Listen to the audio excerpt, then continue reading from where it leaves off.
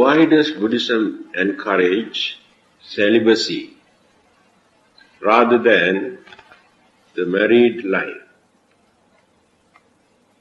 This is the question. So you have to know what is celibacy. What is celibacy? What is the meaning of this word, celibacy? You use another big word. Celibacy means keeping away from sex life, in simple language. Celibacy. So the question is, why does Buddhism encourage rather than encouraging married life? What is your opinion regarding this question? Any idea? Is it important?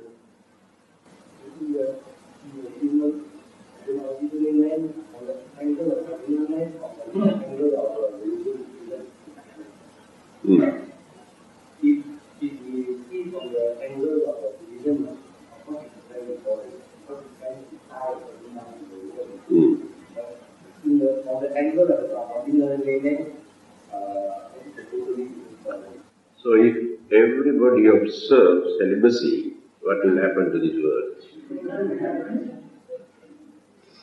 Who is going to look after this world? So people ask this kind of questions. So what about the other religions? Hinduism, Christianity, Islam, Judaism, Sikhism, Jainism, Buddhism. There are so many religions. Do you think all the other religions also encourage people to observe celibacy? Yes or no? Yes, some of them. Hinduism, oldest religion. Hindu priests do not observe celibacy because they are Brahmins. Hindu priests are Brahmins. They are married people. But many of them are very orthodox.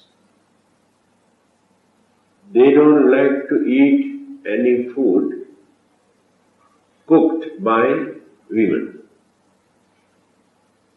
touched by women. But they are married people. So can you imagine the nature of this religion? Because they are very particular about their food. That is what Swami Vivekananda, a Hindu revolutionist, who has said, referring to the Brahmins, he says, your religion is in your cooking pot, not in your mind. Because they are very particular about food.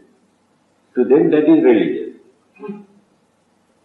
But after their renunciation, those Hindu sadhus, they are called sadhus,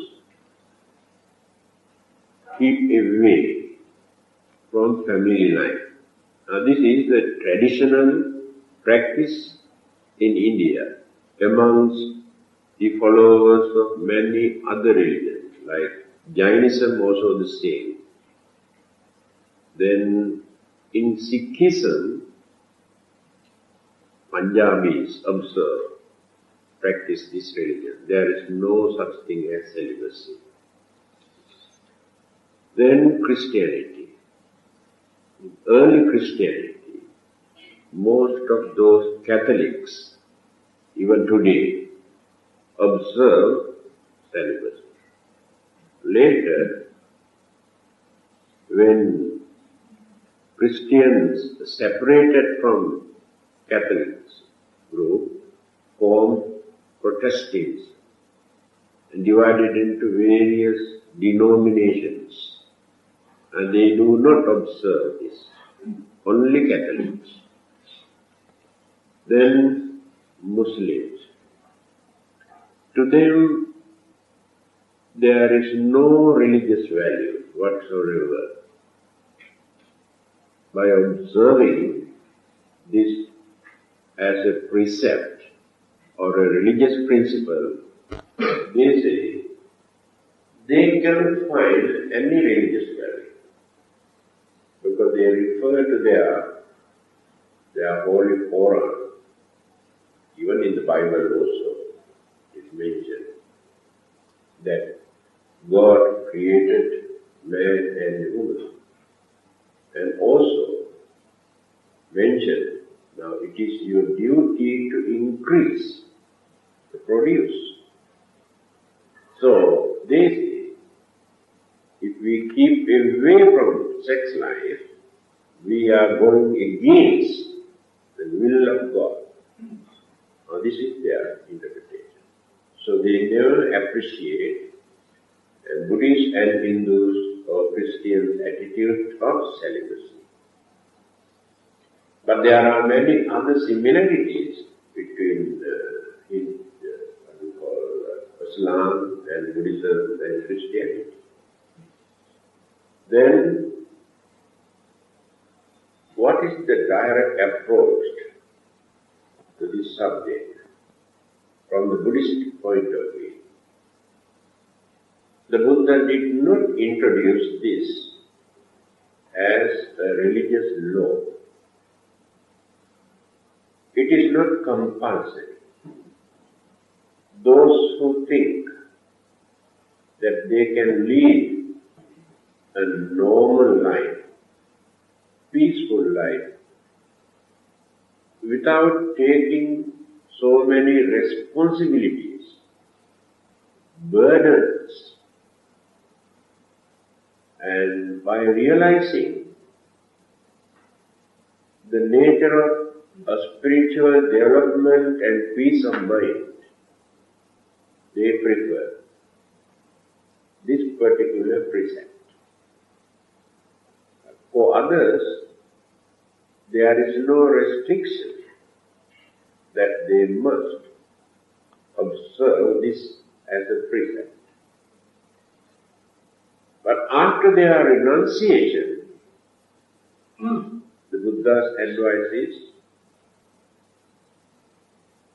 if they violate this particular principle,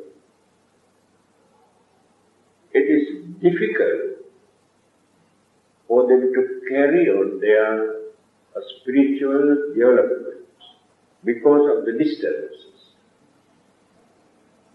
Not only that, responsibilities, disturbances, and temptation, these things disturb the mind. For ordinary lay Buddhists, there is no such religious principle that they should observe this celibacy. But occasionally, they observe. When they observe 8 precepts or 10 precepts on full moon or new moon days, they keep away from sexuality. Then, for lay Buddhists, there is another precept or principle that is called sexual misconduct, not celibacy. Misconduct means illegal, indecent, or immoral. There are various ways people indulge or experience their sex life by bluffing, by disturbing, by force. And when you read newspapers nowadays, you can see what is happening to mankind. Very inhuman attitude. They do not behave actually actually as human beings.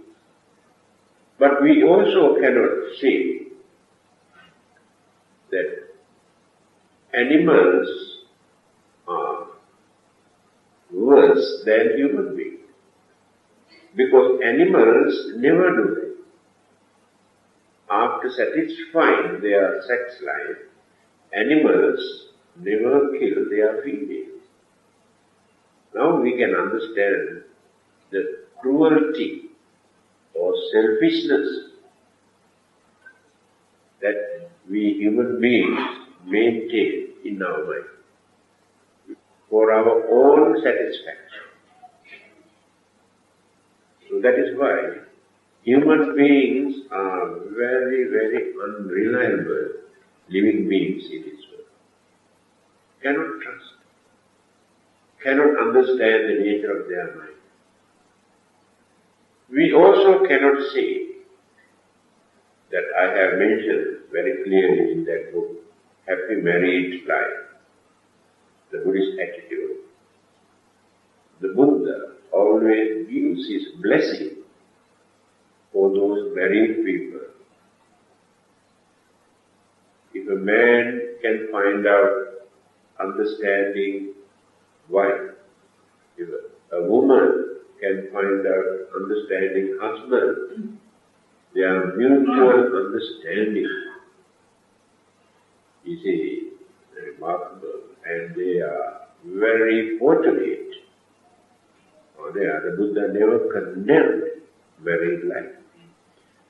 At the same time, he also pointed out the problems, the difficulties that you had to face.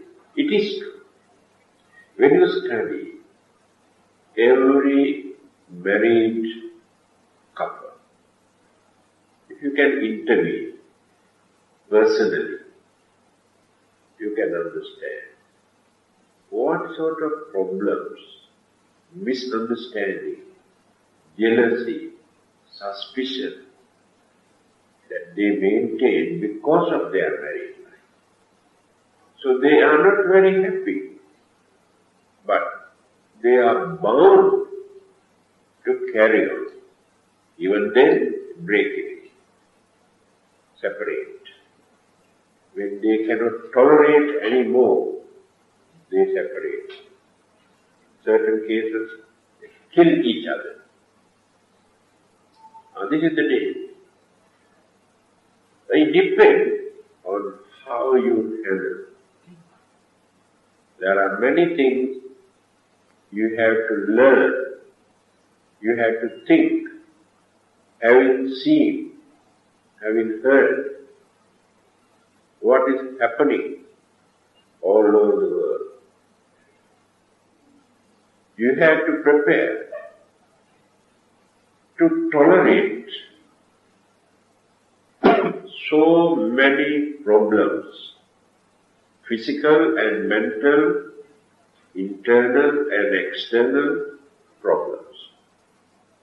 Without problem, there is no married life. Almost every day there are problems. But understanding people know how to overcome without aggravating the situation. They know where to apply patience or understanding. Then they can carry on. Otherwise, it is very dangerous. It is miserable actually. So by considering all these things, some people decide it's better to keep away from this. Easy for me. So we can devote more time to do some service to others and also to maintain peace in our mind. But the trouble is, naturally, every living being, not only human beings, every living being that exists in this world not only in this world, many other parts of the world also maintain their own intrinsic, the natural instinct, like animal instinct. It is natural. To suppress this or to control is not so easy. If we try to control this by force, then we invite some more trouble. Mental problem, nerves problem, many of those neurotic cases. The cause of all these problems is that they have tried to suppress something, not only this, by force. Then the reaction they have to experience in various ways. Well, that is why the Buddha did not introduce any religious law, should not observe any religious principles as a religious law. This is the law given by the Buddha, given by God, given by somebody. Therefore we must observe. If there is no understanding, why we should observe this? Just to follow, just to obey the law. When we observe certain things, lot of intolerance we have to experience. Now let us define this word. This word is called Kama Loka, sensual world. Human, animal, and devas also, in the same group. Those who indulge, those who experience sensual pleasures by using their senses. Now we have 5 senses. We use all these senses to gain some sort of pleasure. Every minute we are doing it. That's why we need beautiful, colorful, attractive things to please one sense. I consciousness. Mind experience is not I. I cannot experience anything. Then sound. Different kinds of sound, vibration, music, singing, rhythm, and soothing tune. We entertain ear consciousness. Then a smelling, various kinds of fragrance,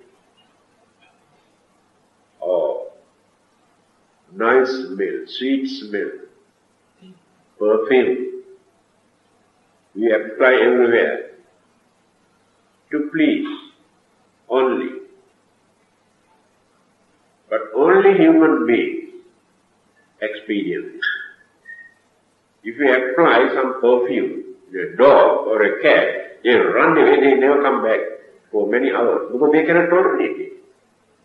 To them it is poison. Because sometimes after bathing, I spread a little bit of eau de cologne. Cats or dogs, they run away and never come back the whole day into my room. They cannot tolerate that. You can see the difference. Only human beings. To them this is very important. How much they spend. Oh, just to please this whole. How much they spend. This is called Kamala, sensual world. Then, mouth. Always we try to get nice taste. Mouth cannot experience the taste. This one is connected to our mind.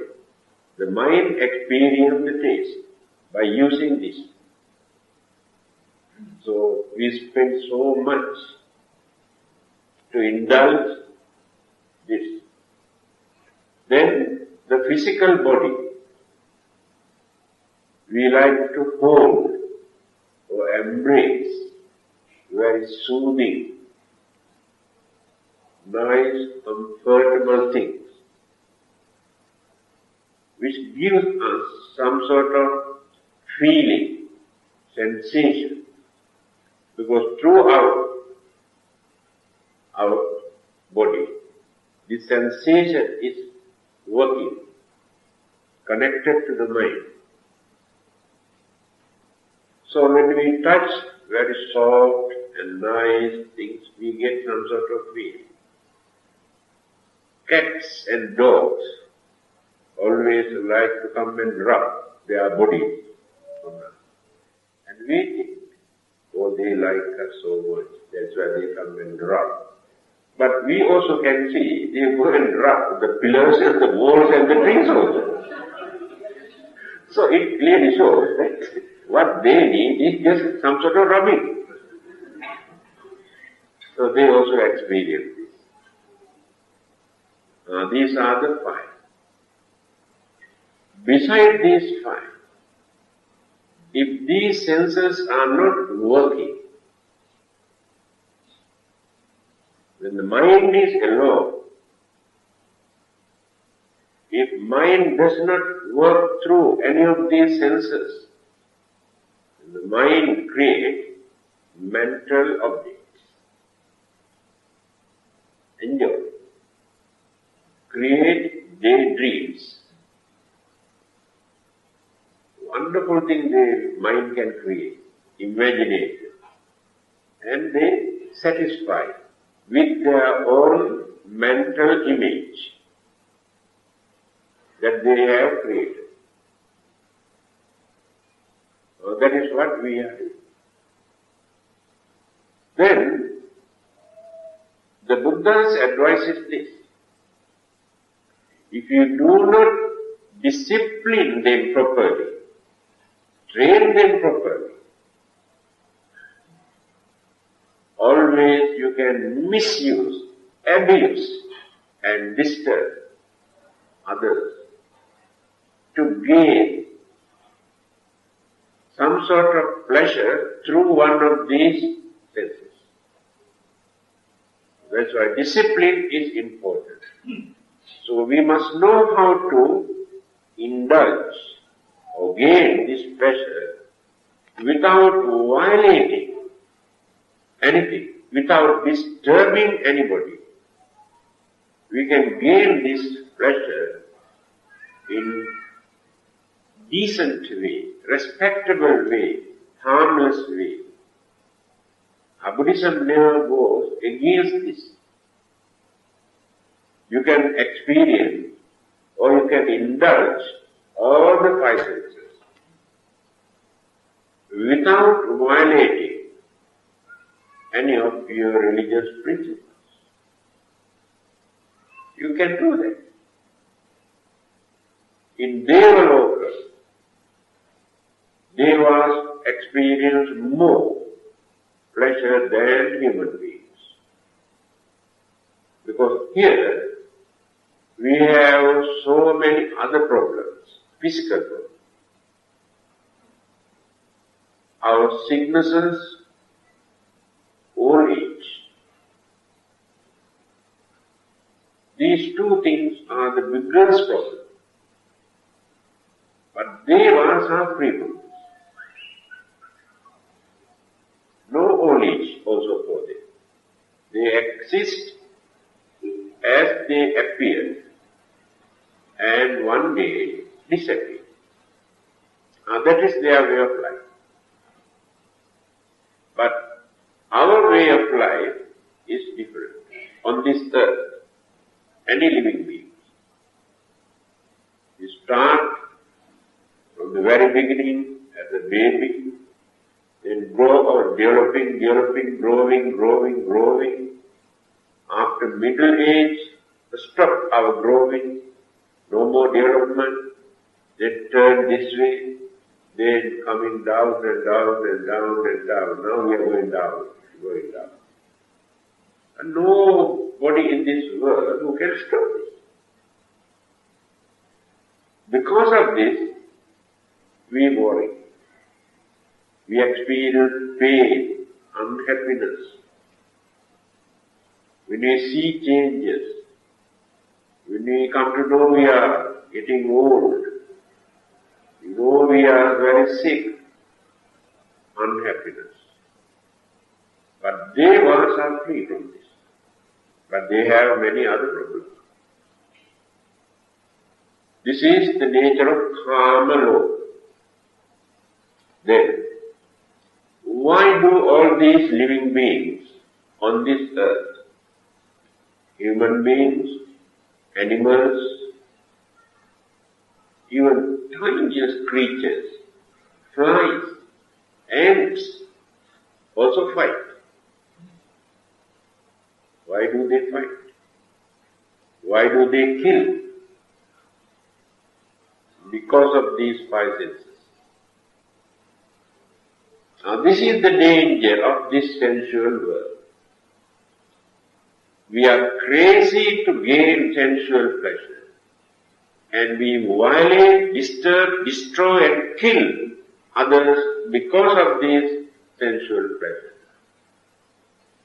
Then we can understand how far we can control or discipline ourselves by controlling our senses. In Dhammapada, the Buddha says, Kayena sangvaro sadhu, sadhu vachaya sangvaro, manasa sangvaro sadhu, sadhu sabbata sangvaro. First we have to discipline these three important things. First, discipline our physical body without abusing and disturbing. Then we must discipline our tongue, our mouth, without using certain words to disturb others. Then discipline our mind without allowing to harbor hatred, anger, jealousy, grudge, cruelty. Now, all the three important things: mind, word, body, control. Then we cannot create any problem. And that is called religious life. If these three things are not there, there is no religious life. You can believe so many things, you can pray, you can offer, but if there is no discipline, there is no guarantee. A quiet or nice man or a religious man suddenly can jump like a tiger. Irritation. When somebody provoke and disturb the hidden anger or hatred, flare up. Then no controlling power in that mind. After that, that person can become very violent, aggressive, cruel, very nasty person. But when he is normal, he is very religious. he recites so many sutras, he prays so many times, when he is normal. That is the time that we can understand how far we have control our mind. Then, all the objects, visual objects, which create either temptation or hatred, both. We accept so many things, reject many other things. Sound also like this, a smell also like this. Sometimes we think, very nice smell. Sometimes, this is all the five senses we are using in this way. And when we eat something, no taste. Again, very nice, I see. Temptation. So if we become slaves to all these five senses, then we have no time to think about our life. Life is one thing. Indulgence is another thing. Entertaining these five senses is another thing. The purpose of our life is something else. That's why we have to think deeply to understand. How long can we experience these pleasures? They are not lasting. Fleeting nature of our pleasure. Uncertainty of all these pleasurable things. Then analyze, think. After that, we know how to control ourselves without becoming slaves. When it is necessary, we know how to entertain ourselves without becoming slaves or without violating. But we should not become slaves to our entertainment.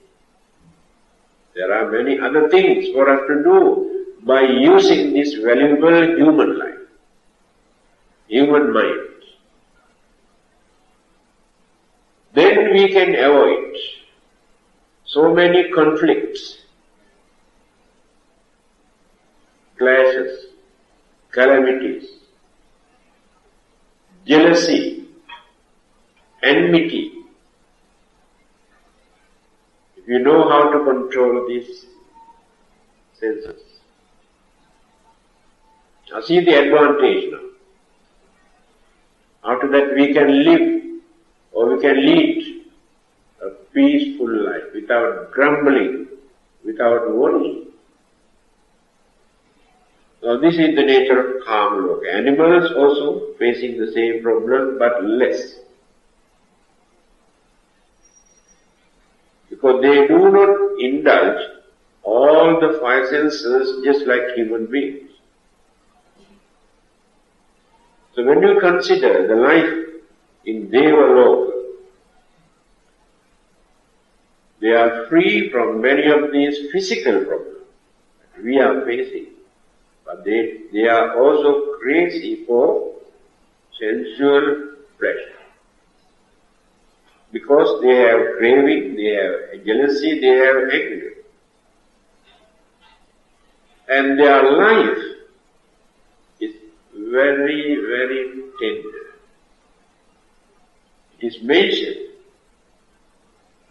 some of those devas,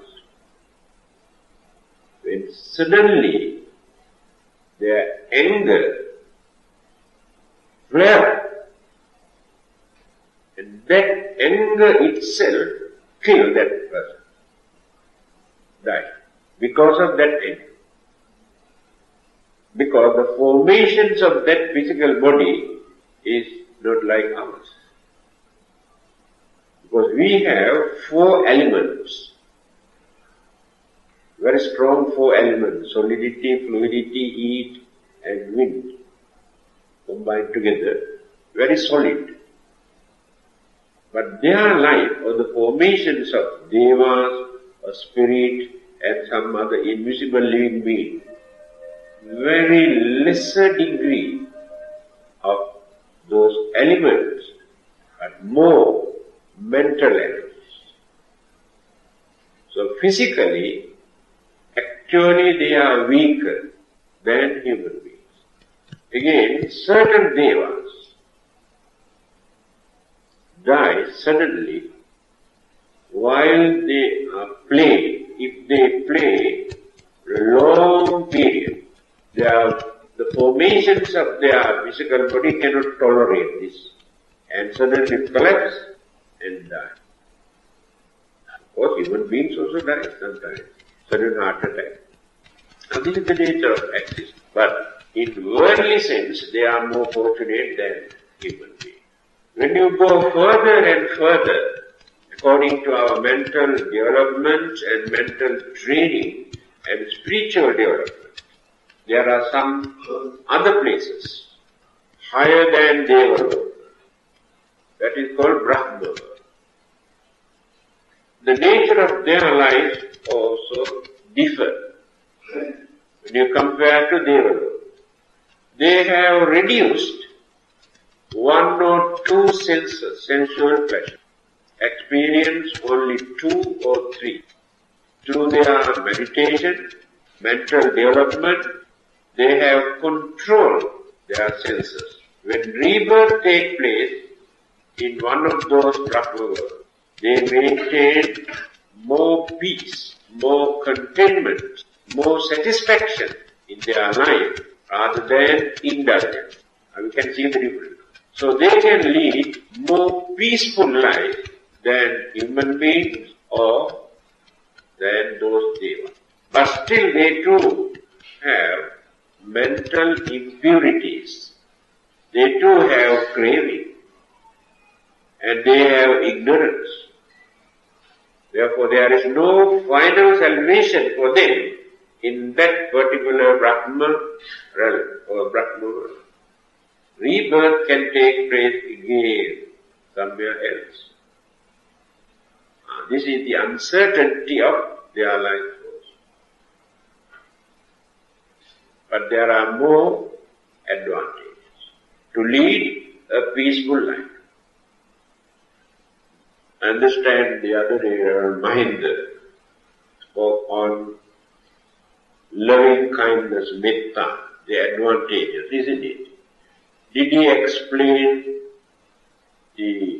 what sort of result that we experience through this meditation? But he had no time. I have already told you.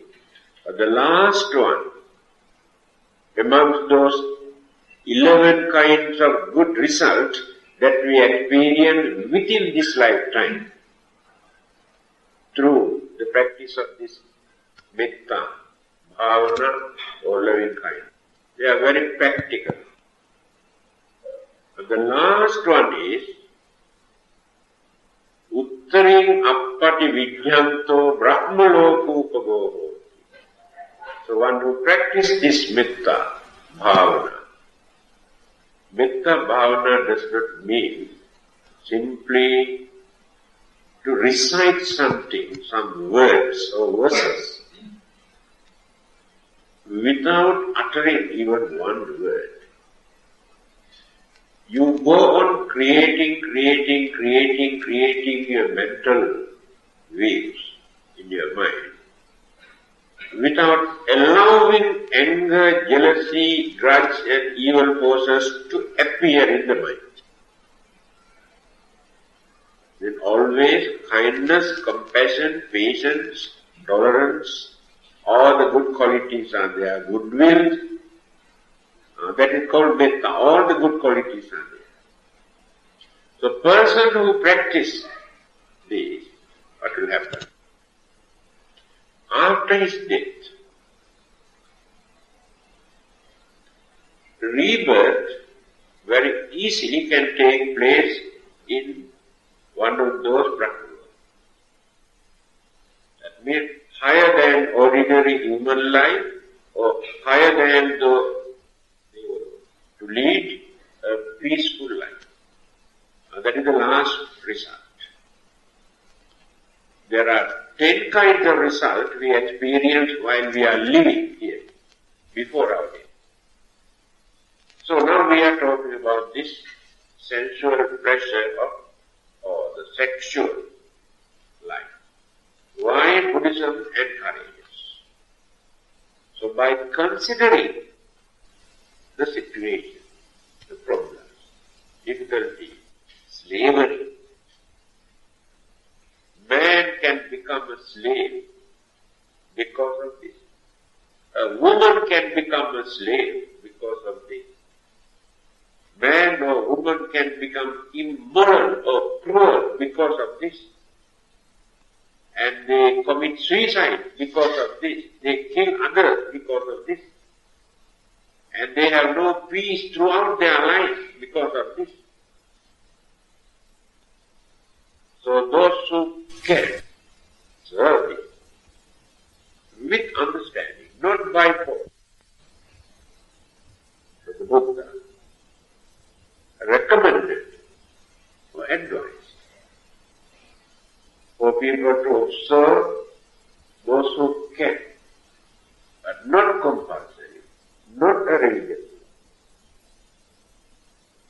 Again, we say, as some other religionists mention, are we not going against the nature by observing this? Because this is natural. Every living being, even plant life also produce fruits. There is some connection, male, female. Otherwise cannot produce fruits. Now it is natural. That is how the world exists. Otherwise no living things. It is natural. Right.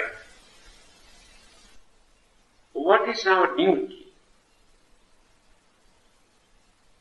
Just to follow the nature blindly, without analyzing and understanding what this nature is, whether it is in our favor or whether this nature can create troubles or problems and worries and miseries and suffering, and consider. Now, birth is natural. Right? Then we should not stop because it is natural. If birth is natural, then all the other changes that take place during our existence also natural.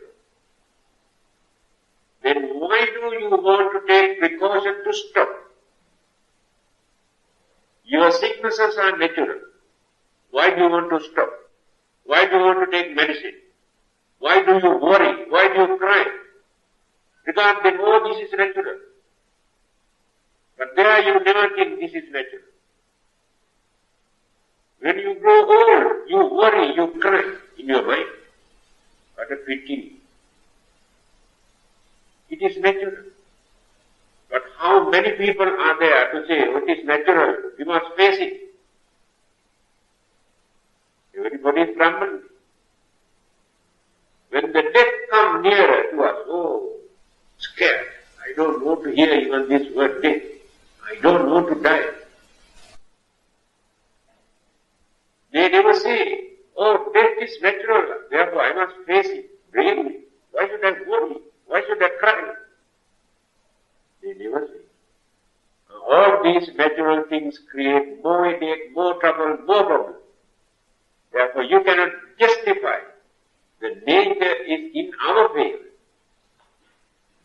That is more than enough for us to understand why Buddha has pointed out. If If you don't like to face all these problems, this is the... If you are ready to face this problem, go ahead. There's nobody to stop. And religion also never says you cannot, because it is not a religious law. And also never say it is a sin. Buddhism never says sex life is a sin. Marriage is not a sin, no, neither immoral or moral, free from both. But they can lead moral married life, they can lead without violating their sexual life. Then it becomes moral. So, many people do not know how to analyze unbiasedly.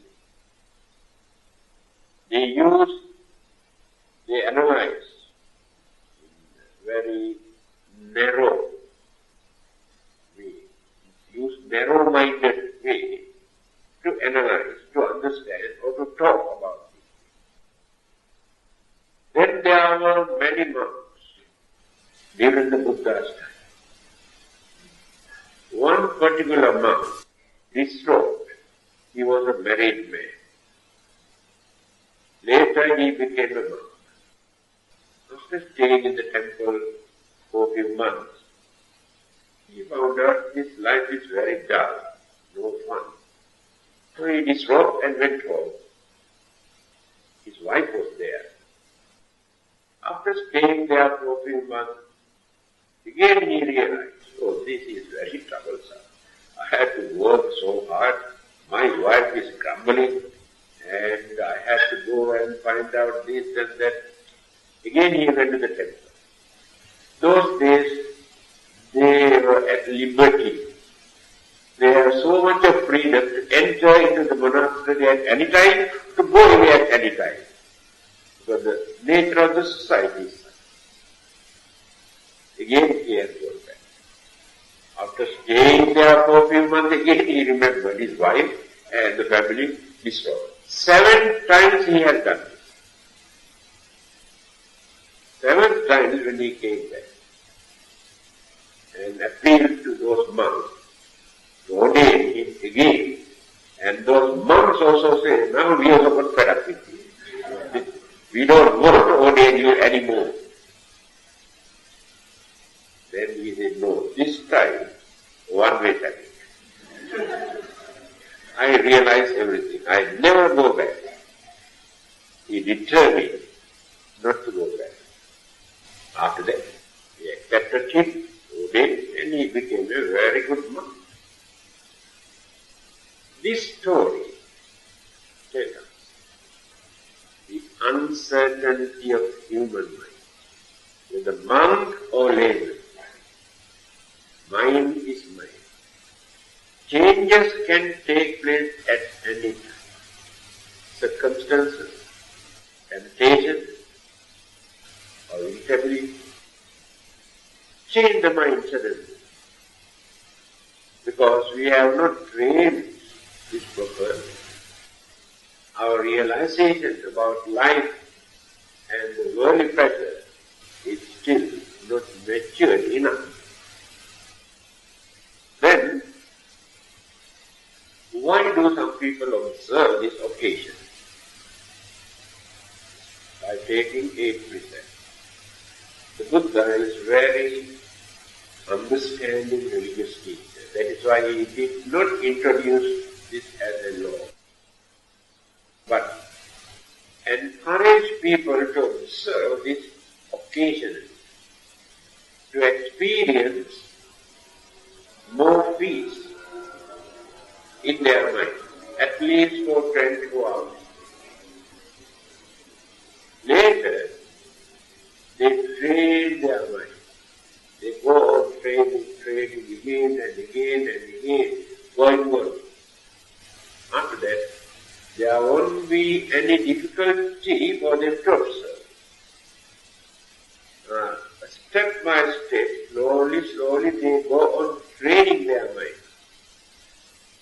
All the other indulgences, also like dancing, singing, and merrymakings, and so many other entertainments also, keep away, only for 24 hours. Then train the mind. After that they go back, again come back, abstain, again go back. Later, very easily they can control their mind. That's why many people say now they are not interested in all those entertainments. So we cannot train this mind at once. Most uncertain thing in this world is our mind. A monk who wanted to disrobe and go back, saying that he cannot observe all these precepts, the Buddhist principles. So there are so many. Came to the Buddha, and then the Buddha says, don't worry. So that advise you to observe only one precept. The Buddha asked whether he can observe or not. He said, one is not very difficult. Yes, okay. Then, I introduce only one precept for you. What is that? Try to control your mind. That is enough. Only one precept. Then he asked how to do that. Then the method given by the Buddha. You know his way of teaching, not like others. When he preach to a person, he knows who this person is. He knows what he is thinking. He knows the weaknesses in that human mind. He knows the potentials also in that human mind. So by analyzing all these things, he directly gives the important point to open the mind. That is why on the spot, so many again say to Arhantos and this and that. Because it's the technique of preaching. So all the other religious teachers just introduce their teaching as a law. Force people to observe, practice. Ignore. Preach blindly, not knowing whether people can understand or appreciate or practice or not. So people use religion actually only for the name's sake, just to talk, just to preach and worship. That is religion. But without talking, without preaching, without worshipping, we can lead a wonderful religious life. If you know how to control our mind. Since we do not know the methods, the teacher is important. How to do it? On the other hand, this instinct of desire for sex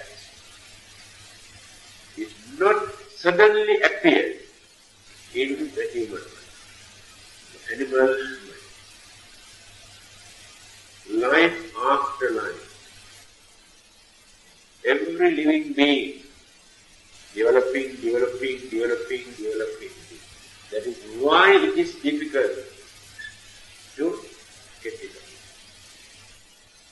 Craving or desire, also the same. We cannot get it up. Our selfishness, very deeply rooted in our mind. Although we can understand it is wrong, very difficult for us to get rid of our selfish for nothing. We develop our selfish. It is our habit. Jealousy also like that. Now you can understand the difficulties to be religious or to lead a religious life, to be noble. That is why we worship for that highest achievement.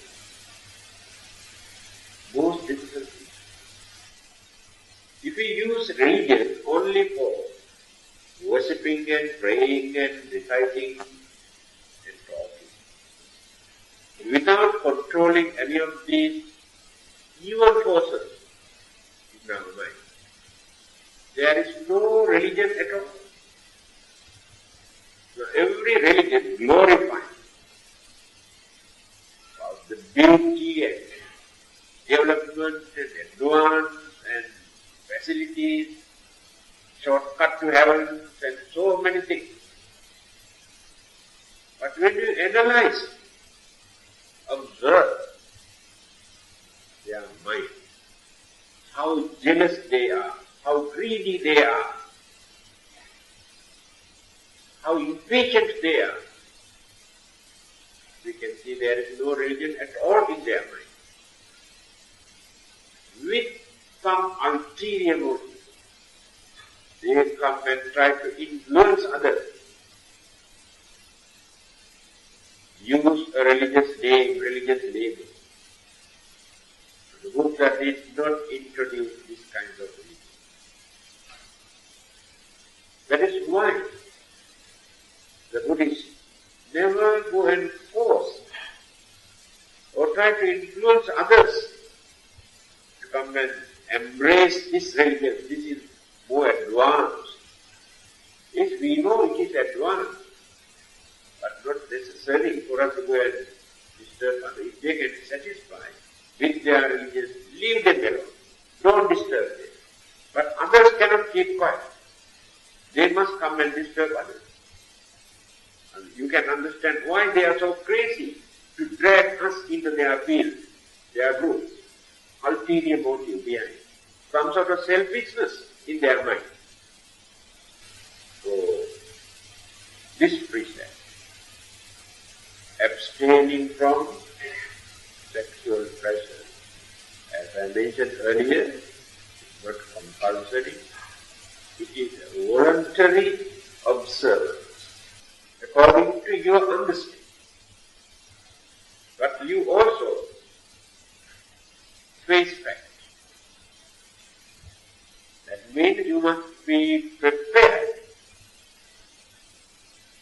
to face so many challenges, worries and problems and pains and suffering.